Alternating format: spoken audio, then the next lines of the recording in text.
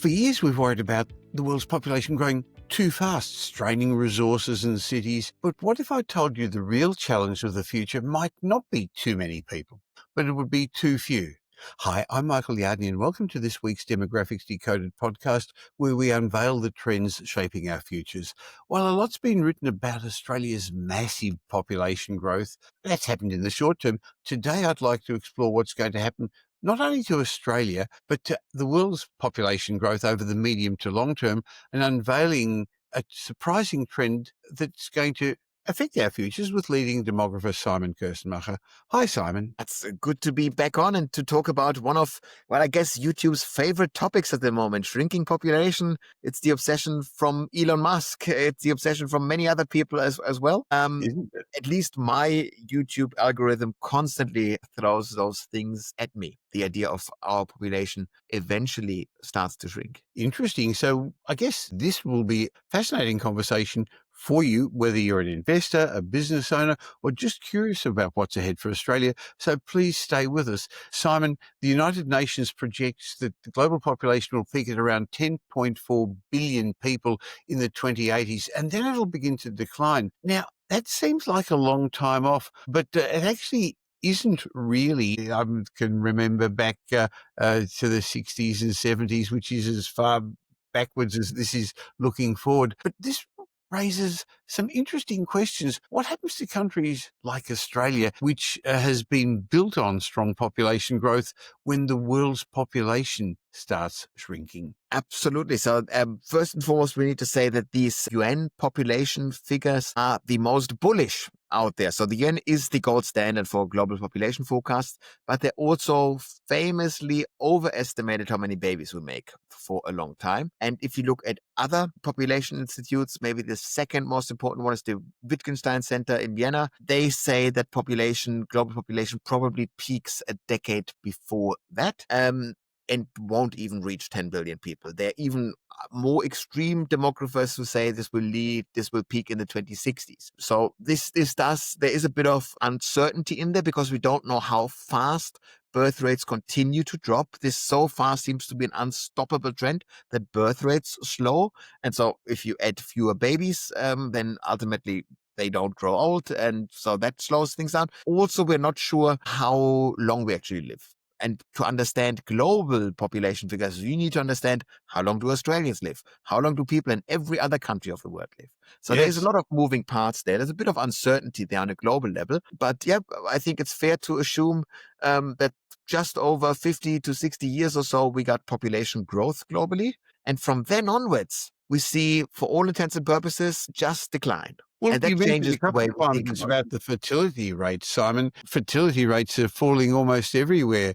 Why is that happening, and what does that mean to these figures? What this means is you just add fewer babies. Fertility rates, the famous numbers always, you need 2.1 kids per woman to keep the population stable. Most developed countries are well below that by now, and there are, of course, a couple of cities with ridiculously low rates. We have a couple of cities in Korea with 0.6 kids, so you don't even make a whole kid per woman, statistically speaking. And so we know that this will lead to massive decline. That is guaranteed. And then you go, well, is that actually a problem for Australia, slowing fertility rates? And we're like, well, theoretically, we could get away with very, very low fertility as long as we import workers and people from overseas. Like, okay, fair enough. We could do this. This is what we're doing right now, which is why we're not throwing too much of a hissy fit about our falling birth rates, because we feel in Australia that we can migrate people in for as long as we want. And that's fair enough, because so far the demand for people to come to Australia is there, but this should become more and more difficult. If the world shrinks, we'll find it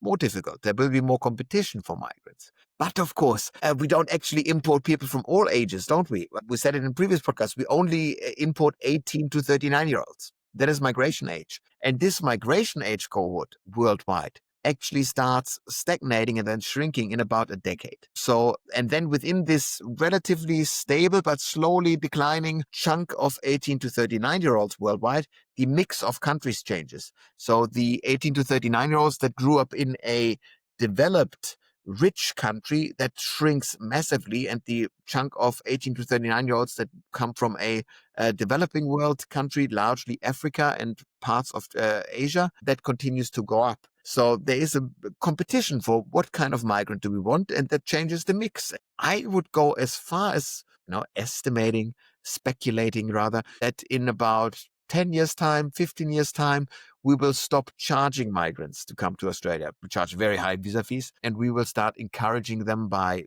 handing out free visas, maybe even by handing out tax credits to make sure that we attract migrants, because the whole world, as they age, as they have more and more aging populations to look after, if they have shrinking workforces, they will compete for the remaining workers. And that then creates an increase of population movement around the world, and we'll see if we can attract them. We, of course, remain, I would argue, in 60 years, when this is really speeding up, we will remain a democratic country. We will remain a rich country. We should be an attractive destination. And then even in a shrinking planet, because we tend to be still a small country. At the moment, we're still under 30 million people. You could do it. You could continue to grow Australia even while the world shrinks. It's thinkable. Will this actually play out for us? Who knows? It depends on the competition. I guess it does. So Australia's currently, the fertility rate's fallen to around 1.4, which is below the replacement rate, as you've suggested. I guess, Simon, this has got a number of factors around the world. It's really, I guess, more due to urbanisation, women's education, later marriages, higher living costs, access to contraception. In Australia, though, some of those factors aren't as important. Why is Australia's fertility rate falling? So these factors are important for us. I would always say that extremely high housing costs are difficult. They're linked to driving down fertility. Childcare is very expensive. That particularly stops adding the third or the second kid into a relationship, into a family. So there are drivers that we could pull there. This is, of course, a nice excuse for me to reprimand Peter Costello for claiming that his baby bonus 15 or 17 years ago did create the mini baby boom. So birth rates fell essentially since the baby boomers had their peak at 3.8 kids per family. Since then, birth rates fell until 2007, 2008, when they saw a mini uptick and then a decline. And Peter Costello claims that because at this time he paid out a baby bonus, that increased this mini surge in the birth rate. That is not the case. The surge in the birth rate was only because of the mining boom. We make more babies when we become more optimistic about the future. And during the mining boom, everyone thought they'll have more money forever onwards. They thought that Australia will become richer and richer. And in this environment, you're a bit more confident to add more children into. We know, for example, that if the Costello baby bonus worked, we would be the only country where it worked. That's a bit of a steep bet. The best thing a baby bonus can do is to bring a birth forward, where a couple that wanted to have a kid says, we kind of wanted to wait a year, but hey, who am I to say no to buy for $10,000? But New Zealand, who did not have a baby bonus at the same time, but also benefited from our mining boom, from the upswing in the economy, they also saw this small surge in birth rates. So, dear Peter Costello, it wasn't you. Of course, always take the money that a government gives you. If you are a young couple and there is a baby bonus, take it. But as a government, don't spend money on it. This is not doing it. If you want to drive up birth rates, you need to do simple things like ensure that your population is forever optimistic and is extremely confident that the economy will grow. And make childcare universally free. Do those things rather than spend money on a baby bonus. We won't do it. It's very expensive to get very little outcome, so forth. Ultimately, the needle isn't moving all that much. So you then go, and you need to make housing cheaper while you're at it. It's not happening. So birth rates in Australia will continue to fall. If we want to continue on our population growth path, we would need to do this increasingly through migration. Now, Simon, if global demand for resources drops because there's going to be fewer people, they're going to need less iron ore or less wheat, where does that leave Australia's economy, which is so dependent upon things we dig out of the ground or that we grow in the ground? Very good question. So first, we must remember that the overall population continues to grow for another 50 to 60 years. So that keeps up. Then ultimately, you want to think about, well, who are we selling to? Are we selling our stuff to absolutely everyone, or are we essentially only selling it to the what we call the global middle class, people that are rich enough to spend, globally speaking? And it is utterly thinkable that as the world grows and then actually starts to shrink, that we still become richer per capita in the whole world. And that would then make actually for a more attractive market, because the market size that we sell to isn't the overall humans, it's just the relatively rich humans. Depends on the product that you're selling. But so yeah, I think it's not at any immediate risk anytime soon. It is more so that we need to figure out, well, if we sell our food, our agricultural produce, we need to figure out how much at risk the yields are, global yields are around the world. For iron ore, we need to figure out when do we stop urbanization? How much consumption of vehicles that need steel or whatever will be in the system in the next decade? How much do we diversify our mining sector by selling more rare earths or something, stuff that we could add into the mix but aren't? So what are we doing there? Who knows? But that's the drivers that we need to look at in deep into the future. I guess it's going to affect different parts of Australia differently.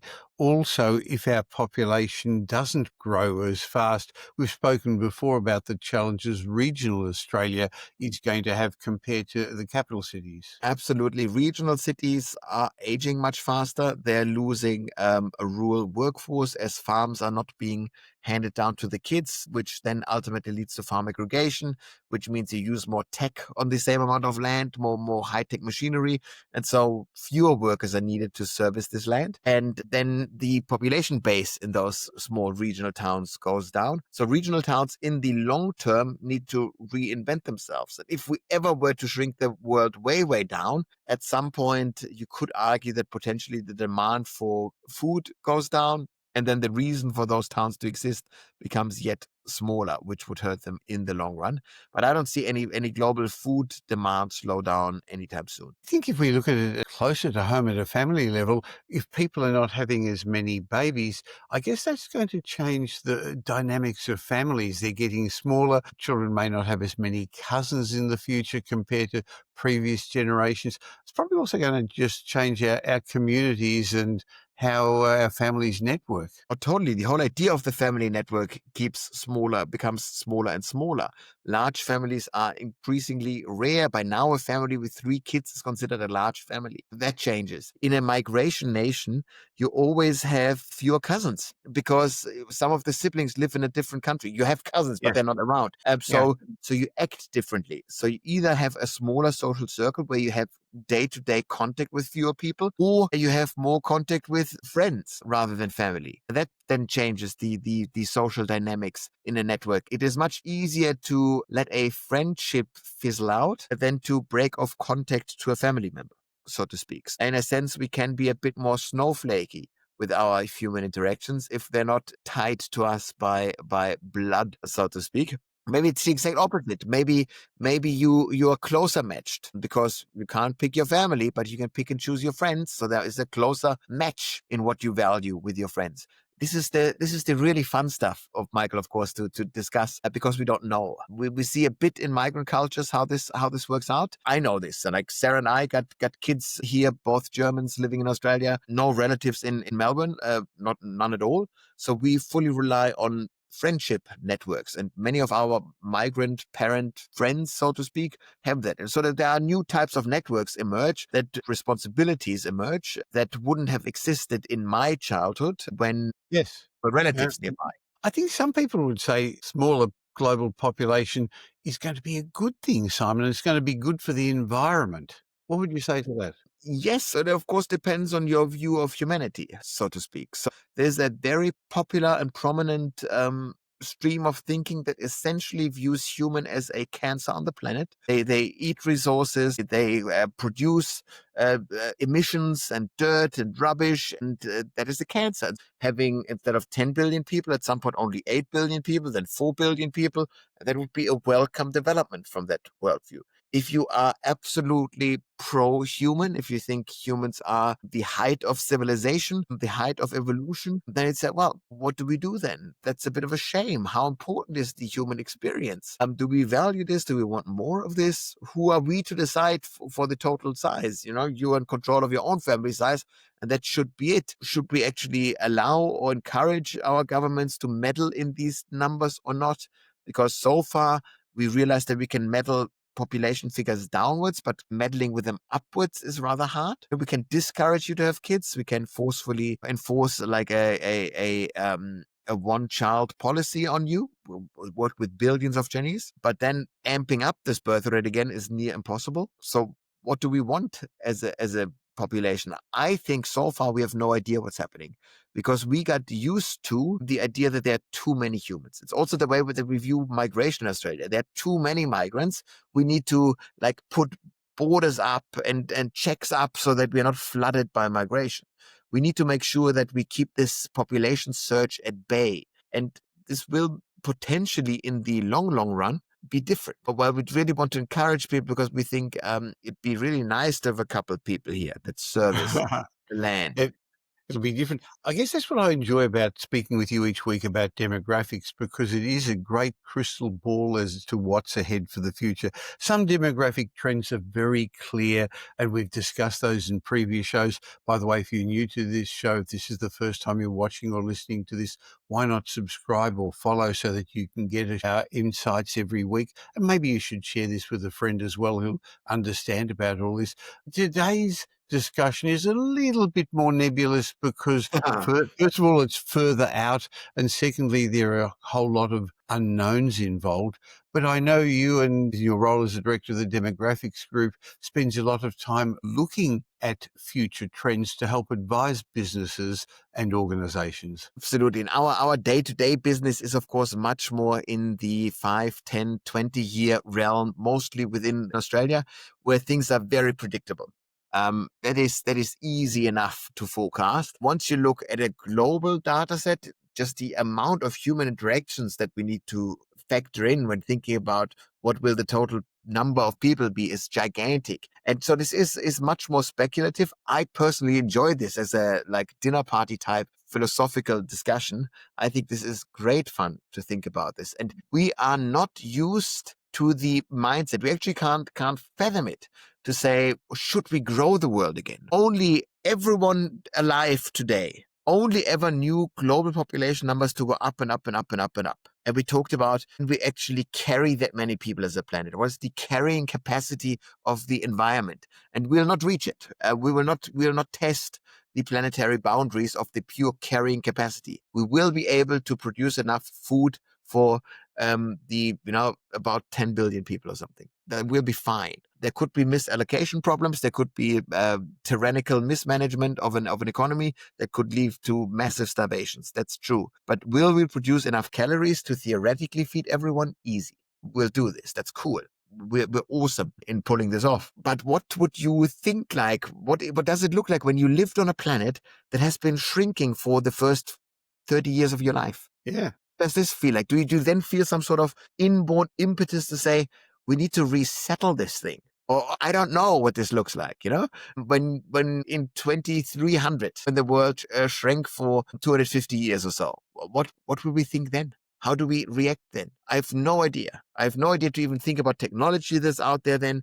I have no idea about the human desire to meddle with this. Well, I guess in our role at Metropole, helping our clients safely, strategically grow their wealth through property, we don't think 40, 50 years out in the future, but we definitely think 15, 20 years out, because that's how long it takes to build a substantial portfolio. So rather than looking just at the short-term trends, we use these sort of demographic trends plus all the other information to bring perspective to our clients. So we're much more than just another buyer's agent. We'll help you safely create intergenerational wealth through property. So if you're interested in securing your financial future, why not have a chat with one of our wealth strategists? Just click the link in the show notes below, or just go to metropole.com.au, and we'd love to explain your options to you. Simon, if we're talking about the future and fewer people, often technology is brought forward as the solution, as the answer? Will AI and automation offset the pressure of fewer workers? It could.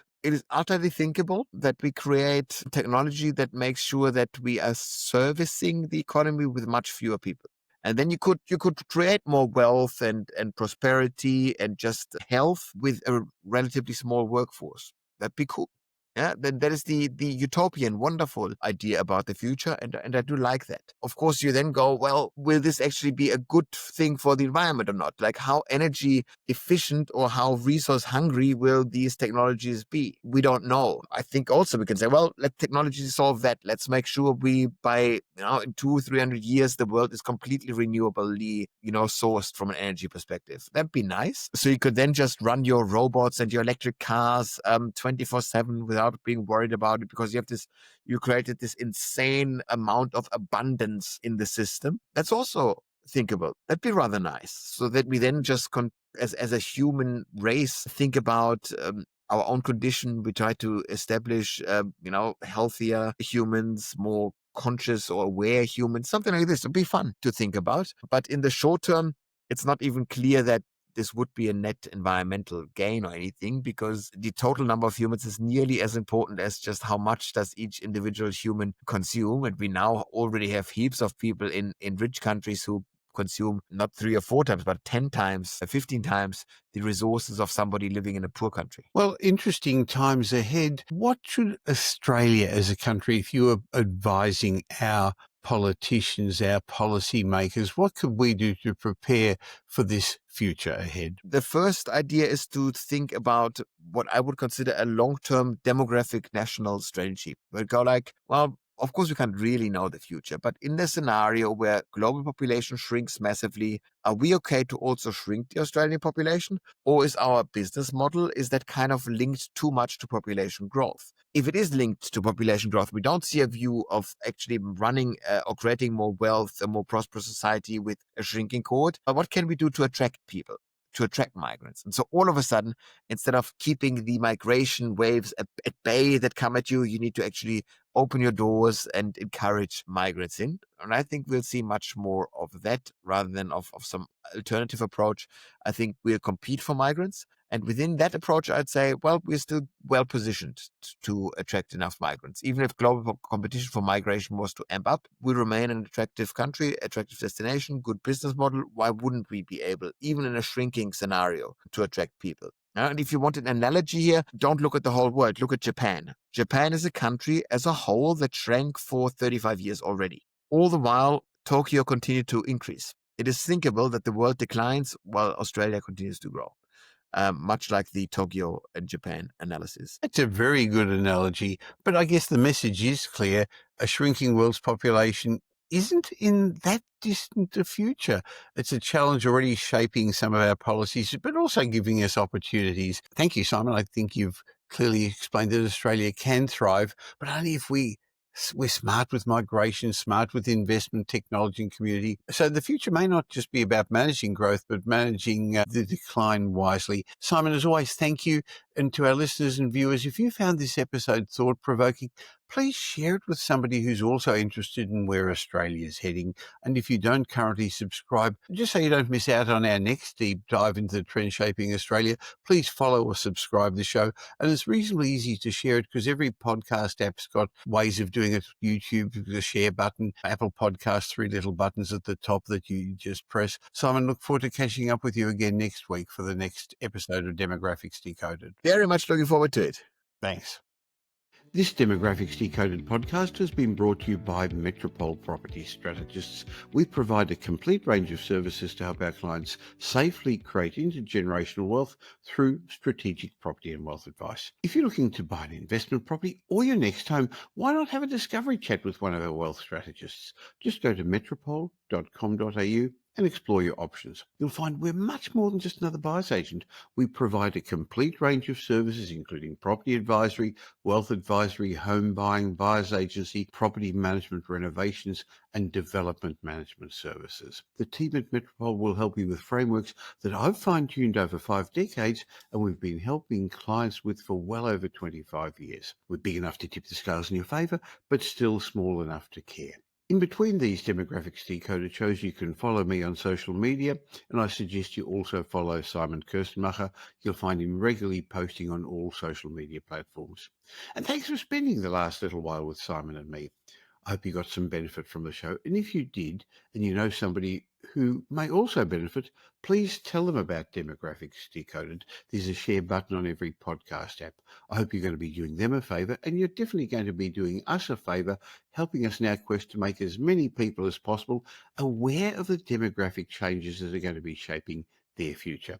And of course, if you don't currently subscribe, we'd love you to. And of course, any of the information that we've been sharing with you is general information because we don't know your specific circumstances.